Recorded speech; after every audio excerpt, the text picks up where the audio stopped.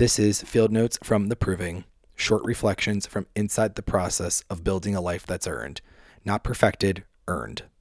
There's a strange moment before a race begins. There's thousands of people around you, music blasting. You hear announcers yelling in the microphone behind you. Everyone's stretching. Everyone's kind of just pretending to know what they're doing. Some certainly do. Some trying to figure things out and just kind of take it all in. But then inside your head, it's completely quiet because the truth is the race almost already happened. Every morning, every cold run, every moment where nobody knew you were trying. Their starting line, you have to look at it differently, is not the beginning, it's the reveal.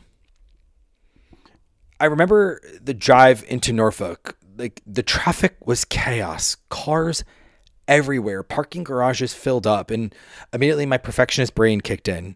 How far are we going to have to park from the starting line? Or what if we're too far away? What if something goes wrong? Before a race even begins, there's a strange ritual that happens. You wake up already amped, heart racing, mind spinning. That's always the case for me, at least. And even before you leave the house, you do your checklist. Shoes, yep, check, got my race day shoes on. Socks, yep, I got my compression socks. Yes. Bib, yep, pinned. I have 4 pins in it. We're feeling good. Yes. Phone, yep, fully charged. I have to read the 100% to make sure it is 100% charged. Did everything sync? Did everything load?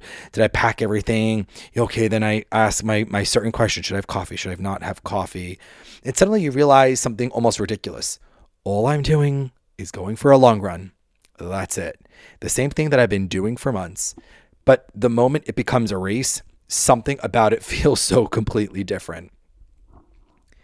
And then you arrive at the start. In your mind, you picture something simple. At least in my mind, I did. You imagine standing at the line, this empty road ahead. It's just you in the distance, if you will, kind of very dramatic moment. But in reality, it's very much the opposite. You're surrounded by thousands of runners. You're not even close to the starting line. You can in some times be a quarter mile back in a corral. Thousands of people grouped together based upon their estimated finish times. Everywhere you look, there are different runners. Some in sweatshirts, some in leggings, some bouncing with nervous energy, some standing completely still. Music blasting, you have announcers shouting. The entire place is vibrating with anticipation. They're asking questions over the loudspeaker, trying to rally up the crowd. Who's running their first half marathon today? And hands go up and shouts go there. Who's done this, specific Norfolk Chartway half marathon before? Even more cheers. And standing there in the middle of that crowd, a strange realization hits you. I'm part of this now. Of course, there's a moment of doubt. Like, did I train enough? Did I prepare enough? But the truth is, by the time you're standing there, the decision's already made.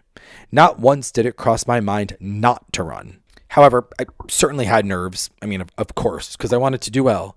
But at the end of the day, the only thing that mattered was finishing the damn race. And looking around at thousands of other runners, you realize something simple. If all these people can do it, I can do it too. And suddenly you're not just nervous, you're a bit more motivated because now you're part of something bigger than yourself. Originally, I thought I was going to run the race with my husband and my sister. That was the plan. Not trying to prove anything, not trying to set a time, just figured, screw it, I'll run with them. Who cares? I got this. We'll enjoy the race together. And honestly, the first mile was exactly that. The 3 of us running side by side, comfortable pace, laughing a little, taking it all in, not pushing anything, just moving. And as the race started, you run through the city and it's just gorgeous. Crowds lining the streets, people cheering from the sidewalks, music playing. The energy is so insane. And the weather that morning as I started to run started to not be freezing anymore and start to feel more perfect, sunny, crisp. Like one of those days where everything just feels right. I remember thinking to myself while we're running, wow, like I'm doing this. This is great. This is fun. And for a moment, it just felt like another run, except, minus the thousands of people running around you, of course. But for me, when we approached the mile 1 marker, something shifted. As usual. I still felt completely comfortable. My breathing was steady. Legs felt strong. I wasn't winded. And I wasn't tired. And that's when it crossed my mind. I think I can do this. Not just finish it. I think I could actually run my race. So I turned to my husband and my sister and I said, I'm going to take off a little bit, just get into a cruising pace. And in my mind, I said that out loud, probably also definitely realizing that, yeah, I'm not going to quote cruise. And just like that, I pulled ahead. And from that moment on, the race became personal. So for context, that first mile came in at 9 minutes and 48 seconds. Easy for me, comfortable, exactly what you'd expect when you start a race running with other people. But the moment I pulled away, something inside me woke up. You ready? Competitive Chris. Hi. Up until that moment, I told myself the race didn't matter. I wasn't chasing time. I just wanted to finish. But the moment I looked down at my watch, my brain started doing the math. Second mile came in, 9:01, then 8:55, then 8:51, then 8:37, 8:39. And then suddenly a pattern started forming. Each mile was just a little bit faster.